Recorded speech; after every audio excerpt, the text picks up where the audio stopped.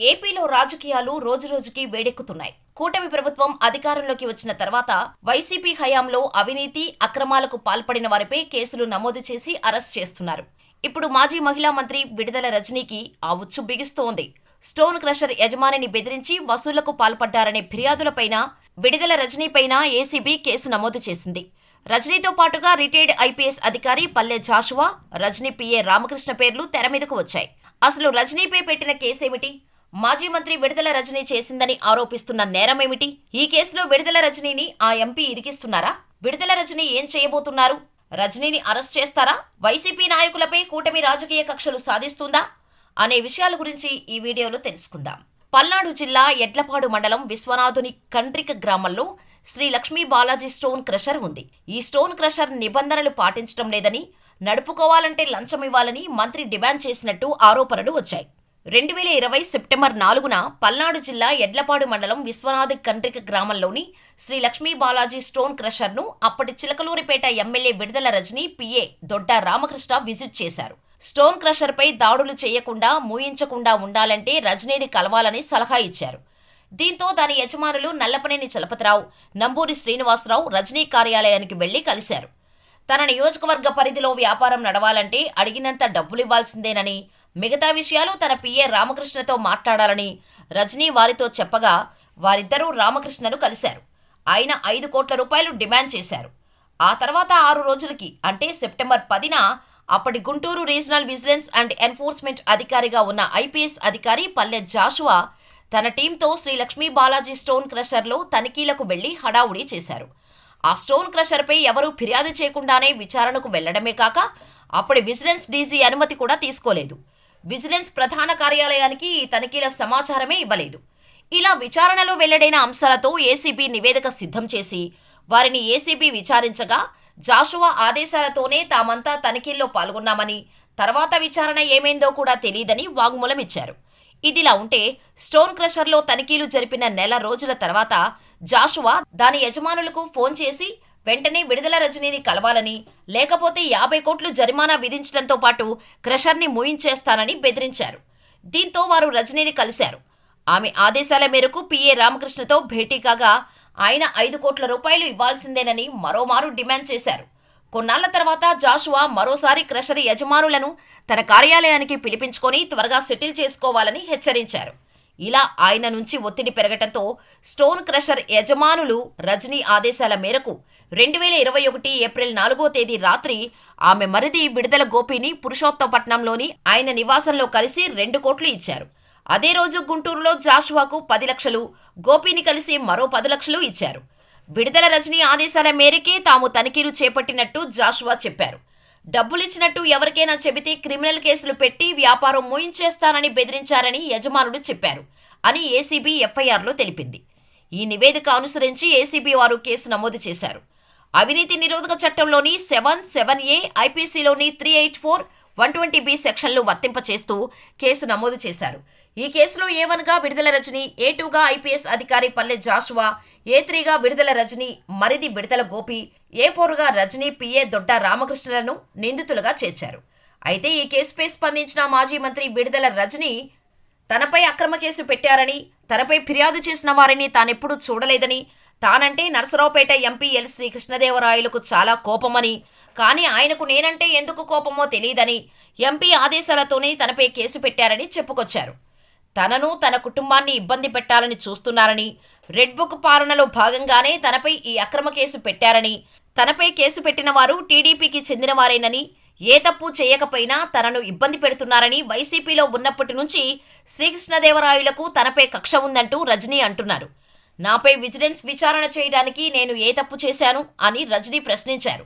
అయితే రజనీ వైసీపీలో ఉన్న సమయంలో నరసరావుపేట నుంచి వైసీపీగా ఎంపీగా ఉన్న లావు శ్రీకృష్ణదేవరాయలతో విభేదాలు ఉన్నాయని అప్పట్లో కొన్ని వార్తలు బయటకు వచ్చాయి. ఎమ్మెల్యేగా, మంత్రిగా విడుదల రజనీ ఏ రోజు లోక్సభ సభ్యుడు లావు శ్రీకృష్ణదేవరాయలను పట్టించుకోలేదనే వాదన కూడా ఉంది.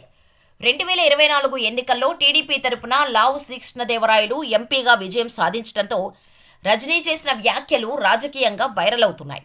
ఇదిలా ఉంటే ఎలాగైనా విడుదల రజనీని అరెస్ట్ చేయించాలనే ఆలోచనలో చిలకలూరిపేట ఎమ్మెల్యే ప్రత్తిపాటి పుల్లారావు ఉన్నారని సోషల్ మీడియా కోడేకొస్తోంది.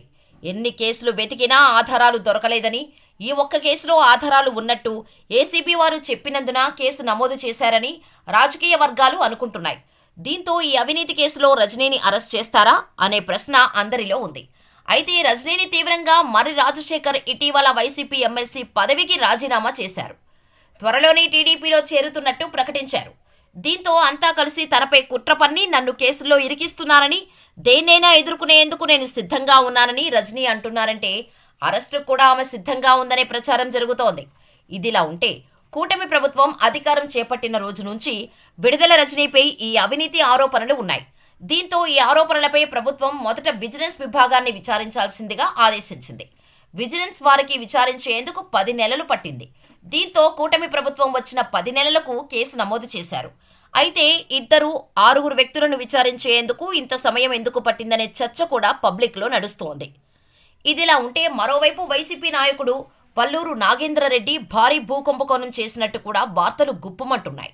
వైసీపీ ప్రభుత్వం అధికారంలో ఉన్న సమయంలో కల్లూరు గ్రామానికి చెందిన గోర్ల చిన్న ఓబన్న కుటుంబానికి సంబంధించిన భూమిని వైసీపీ నాయకుడు వల్లూరు నాగేంద్రరెడ్డి కబ్జా చేసినట్టు, ఆ భూమిలో విలాసవంతమైన భవనంతో పాటు గ్రామ సచివాలయం, రైతు భరోసా కేంద్రం కట్టుటకు ప్రభుత్వానికి ఇచ్చి తన కుటుంబ సభ్యుల పేరు మీద దానం చేసినట్టు సమాచారం.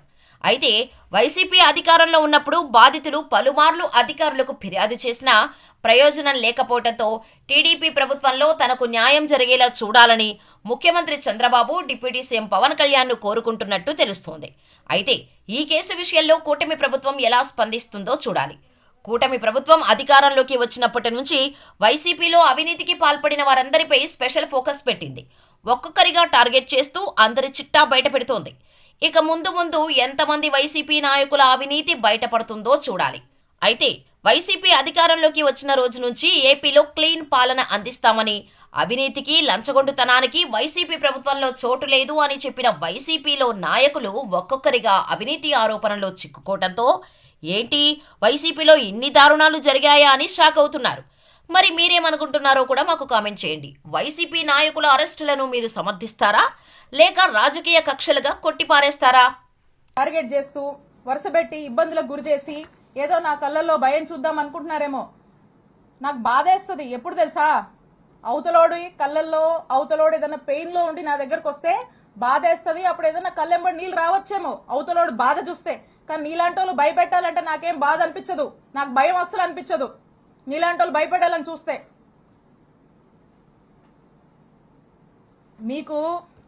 మీకు రాజకీయాలు ఎందుకు అవసరమో చెప్పనా. ఒకటి, రత్తయ్య గారంటే నాకు చాలా అభిమానం. ఆయన చాలా కష్టపడి ఈ స్థాయికి వచ్చాడు. ఎంతో మందికి ఒక విద్యా సంస్థలు పెట్టి ఎంతో మందికి విద్యాబుద్ధులు నేర్పించినటువంటి వ్యక్తిగా ఈ ప్రాంతం ప్రజలు ఆయన్ని గౌరవిస్తారు. నాకు అదే గౌరవం ఉంది. కానీ అన్ఫార్చునేట్లీ ఈరోజు వారి కొడుకు గురించి ఇన్ని నిజాలు, ఆయన తప్పు చేశాడు కాబట్టి ఇవన్నీ నేను బయట పెట్టాల్సి వస్తుంది. సో కృష్ణదేవరాయలు గారికి రాజకీయాలంటే ఈ రాజకీయాల వల్ల వాళ్ళకి లబ్ధి జరుగుతుంది కాబట్టి ఆయనకు రాజకీయాలు కావాలి. కానీ విడుదల రజనీకి అట్లా కాదు. ఎందుకంటే నేను నిజాయితీగా ప్రజలకు సేవ చేయడానికి రాజకీయాల్లోకి వచ్చాను. రాజకీయాల వల్ల నా రూపాయి, నా ఆస్తులే నేను కోల్పోయాను తప్పితే నేను రాజకీయాల వల్ల, ప్రజల వల్ల, రాజకీయం వల్ల ఏదో లబ్ధి పొందాలనే ఉద్దేశంతో నేను రాలా. నాకు అవసరం లేదు కూడా, బై గాడ్స్ గ్రేస్. ఎందుకంటే ఒక ల్యాండ్ ఎంచుకోవడము, దాన్ని కార్ చౌకగా దాన్ని ప్రాసెస్ చేసుకోవడము, దాన్ని కొట్టేయడము, ఇది వీళ్ళు అంటే రాజకీయాల వల్ల వీళ్ళ ఆస్తులు పెంచుకోవడానికి వీళ్ళు చేసే పనిది. మాకలా కాదు, మీలాంటి ఉద్దేశాలు మాకు లేవు. రాజకీయాల వల్ల మేము బతకడానికి మేము రాలా. మా రూపాయి మేము పోగొట్టుకున్నాం. మాకు ఒప్పుకున్నంత వరకు చేసుకుంటాం, నిజాయితీగా చేసుకుంటాం. మా నాయకుడిని మేము నమ్మాము, మా నాయకుడి కోసం కష్టపడతాం. మీరు ఎన్ని ఇబ్బందులు పెట్టినా మేమేం పారిపోం. మా పార్టీ కోసం నిలబడతాం, మా కార్యకర్తల కోసం నిలబడతాం, మా ప్రజల కోసం నిలబడతాం, పనిచేస్తాం. మళ్ళా మా నాయకుడిని ముఖ్యమంత్రిని చేసుకునే వరకు ఖచ్చితంగా కష్టపడతాం. మీరు ఎన్ని ఇబ్బందులు పడ్డా మేమేం పారిపోము. ఇంకా కృష్ణదేవరాయలు గారు అనుకుంటా ఉన్నారు, నాకు వైఎస్ఆర్ కాంగ్రెస్ పార్టీలో ఒకరిద్దరితో పరిచయాలు ఉన్నాయి, ముసుగులో ఒకరిద్దరితో పరిచయాలు ఉన్నాయి, ఆయన టచ్ లో ఉన్నాడని ఆయన భావించి ఆ ఒకరిద్దరు రేపు వైఎస్ఆర్ కాంగ్రెస్ పార్టీ గవర్నమెంట్ వచ్చినా కృష్ణదేవరాయల్ని కాపాడుతారు అనే భ్రమంలో ఆయన ఉన్నాడు. ఆ ఇద్దరు, ఆ ఒక్కరు, నువ్వు ముసుగులో ఉన్న ఏ ఒక్కరు కూడా నిన్ను కాపాడలేరు అని నేను క్లియర్గా చెప్తున్నా. నీకు నిన్ను కాపాడలేరు, అది నీ భ్రమే. కాబట్టి ఇప్పటికైనా మీరు చేస్తున్న పాపాలన్నీ అందరికీ తెలుసు. ఈరోజు ప్రజలు కూడా చూస్తున్నారు, అందరూ గమనిస్తున్నారు. ఇవన్నీ విత్ ఎవిడెన్సే నేను మాట్లాడా. మీరు మళ్ళీ ఇంకో కట్టు కథ పెట్టుకొని ఇంకొంచెం బ్యాచ్ని మళ్ళీ పెట్టి మళ్ళీ కొంతమంది ఆర్టిస్టులను దింపి అదిగో ఇదిగో అని మాట్లాడించవచ్చు. కాదు, నేను చెప్తా ఉన్నా, పోసాని గారు అప్పుడెప్పుడో మాట్లాడారని చెప్పి తర్వాత ఇన్ని సంవత్సరాలకు తెచ్చి చుట్టూ తిప్పారు కదా, ఇబ్బందులు పెడుతున్నారు కదా. అదే రాజ్యాంగం మాకు కూడా వర్తిస్తుంది కదా. ఇష్టం వచ్చినట్టుగా వచ్చి కూర్చొని ఇష్టానికి మాట్లాడిపోతే మాట్లాడినోడు ఎవరిని కూడా వదిలిపెట్టనని చెప్పి తెలియజేస్తున్నాను.